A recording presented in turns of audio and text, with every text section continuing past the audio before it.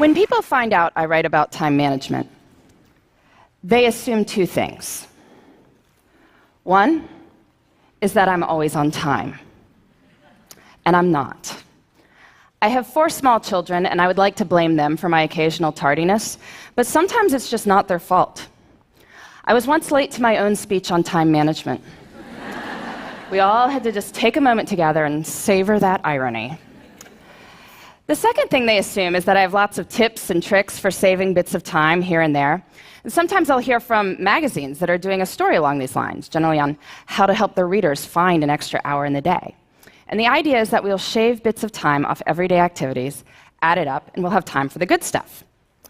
And I question the entire premise of this piece, but I'm always interested in hearing what they've come up with before they call me. So some of my favorites: doing errands in a way where you only have to make right-hand turns, being extremely judicious in microwave usage, so it says 3 to 3.5 minutes on the package. We are totally getting in on the bottom side of that.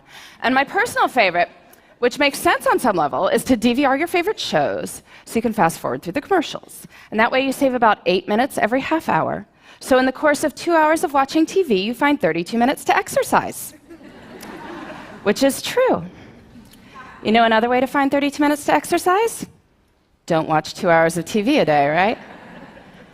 Anyway, the idea is we'll save bits of time here and there, add it up, we will finally get to everything we want to do. But after studying how successful people spend their time and looking at their schedules hour by hour, I think this idea has it completely backward. We don't build the lives we want by saving time. We build the lives we want, and then time saves itself. Here's what I mean. I recently did a time diary project looking at 1,001 days in the lives of extremely busy women. They had demanding jobs, sometimes their own businesses, kids to care for, maybe parents to care for, community commitments. Busy, busy people. I had them keep track of their time for a week so I could add up how much they worked and slept, and I interviewed them about their strategies for my book. One of the women whose time log I studied, she goes out for a Wednesday night for something. She comes home to find that her water heater has broken, and there is now water all over her basement. If you've ever had anything like this happen to you, you know it is a hugely damaging, frightening, sopping mess. So she's dealing with the immediate aftermath that night. Next day, she's got plumbers coming in. Day after that, professional cleaning crew dealing with the ruined carpet. All this is being recorded on her time log. Winds up taking 7 hours of her week. 7 hours. That's like finding an extra hour in the day. But I'm sure if you had asked her at the start of the week, could you find 7 hours to train for a triathlon? Could you find 7 hours to mentor 7 worthy people? I'm sure she would have said what most of us would have said, which is no. Can't you see how busy I am? Yet when she had to find 7 hours because there is water all over her basement, she found 7 hours. And what this shows us is that time is highly elastic. We cannot make more time, but time will stretch to accommodate what we choose to put into it. And so the key to time management is treating our priorities as the equivalent of that broken water heater. And to get at this, I like to use some language from one of the busiest people I ever interviewed. By busy, I mean she was running a small business with 12 people on the payroll. She had 6 children in her spare time. I was getting in touch with her to set up an interview on how she had it all, that phrase. I remember it was a Thursday morning, and she was not available to speak with me, of course, right? But the reason she was unavailable to speak with me is that she was out for a hike, because it was a beautiful spring morning, and she wanted to go for a hike. So, of course, this makes me even more intrigued, and when I finally do catch up with her, she explains it like this. She says, "Listen, Laura, everything I do, every minute I spend is my choice. And rather than say, I don't have time to do X, Y, or Z, she'd say, I don't do X, Y, or Z because it's not a priority. I don't have time often means it's not a priority."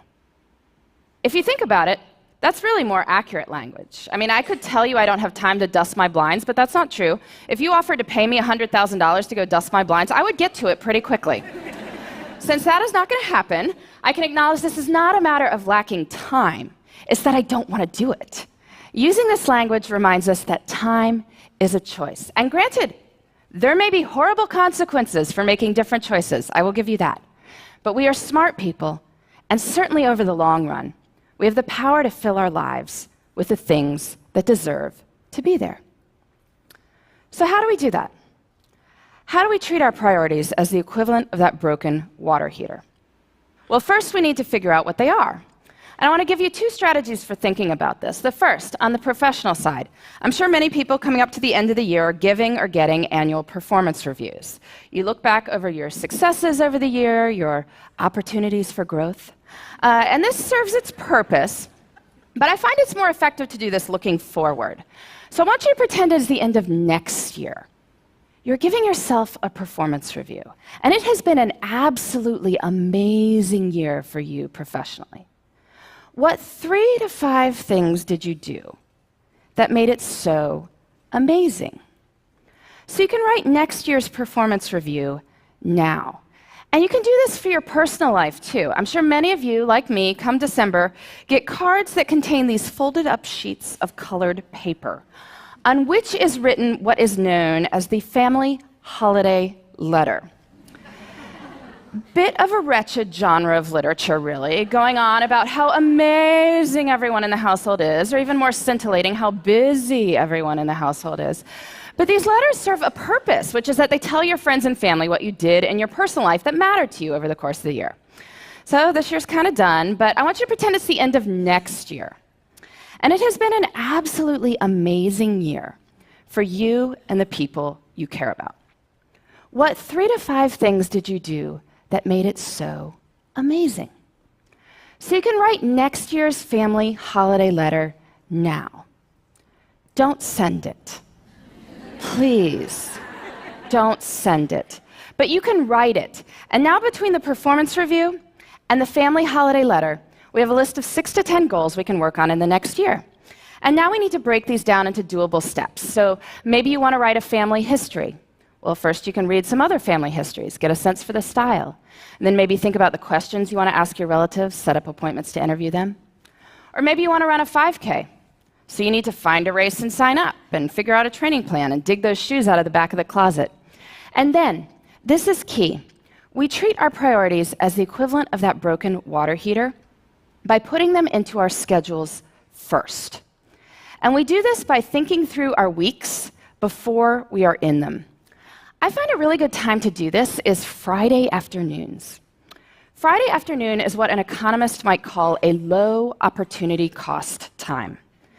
Most of us are not sitting there on Friday afternoon saying, I am excited to make progress toward my personal and professional priorities right now.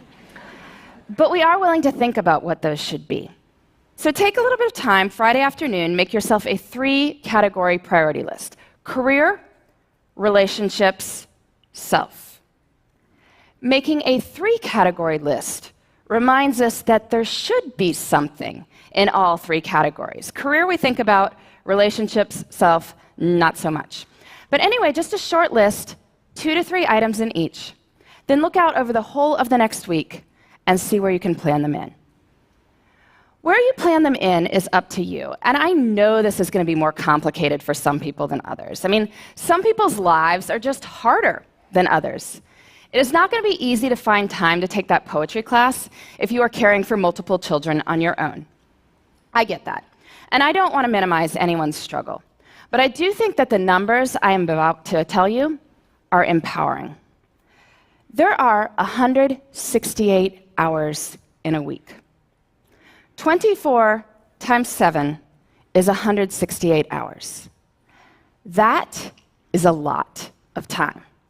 If you are working a full-time job, so 40 hours a week, sleeping 8 hours a night, so 56 hours a week, that leaves 72 hours for other things. That is a lot of time.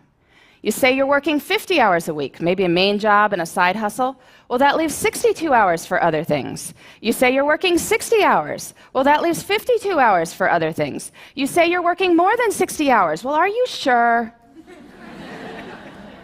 There was once a study comparing people's estimated work weeks with time diaries, found that people claiming 75-plus-hour work weeks were off by about 25 hours. You can guess in which direction, right? Anyway, in 168 hours a week, I think we can find time for what matters to you. If you want to spend more time with your kids, you want to study more for a test you're taking, you want to exercise for 3 hours and volunteer for 2, you can. And that's even if you're working way more than full-time hours. So we have plenty of time, which is great, because guess what? We don't even need that much time to do amazing things. But when most of us have bits of time, what do? Pull out the phone, right? Start deleting emails, or otherwise we're puttering around the house or watching TV. But small moments can have great power. You can use your bits of time for bits of joy. Maybe it's choosing to read something wonderful on the bus on the way to work. I know when I had a job that required 2 bus rides and a subway ride every morning, I used to go to the library on weekends to get stuff to read. Made the whole experience almost enjoyable. Breaks at work can be used for meditating or praying. If family dinner is out because of your crazy work schedule, maybe family breakfast could be a good substitute. It's about looking at the whole of one's time and seeing where the good stuff can go. I truly believe this. There is time. Even if we are busy, we have time for what matters. And when we focus on what matters, we can build the lives we want in the time we've got. Thank you.